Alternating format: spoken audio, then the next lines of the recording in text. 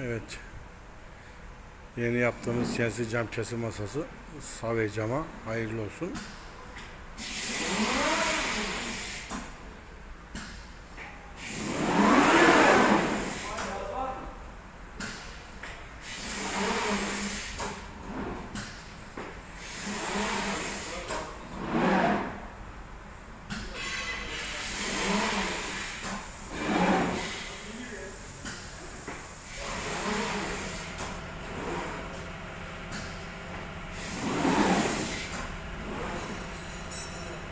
Artık yok.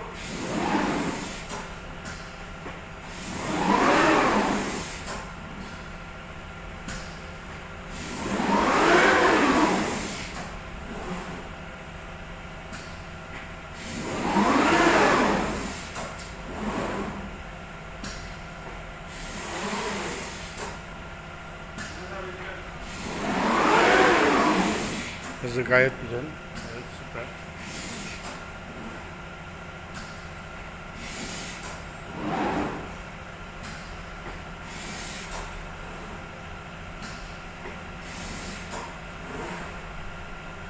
Şu anda şekilli kesim yapıyor.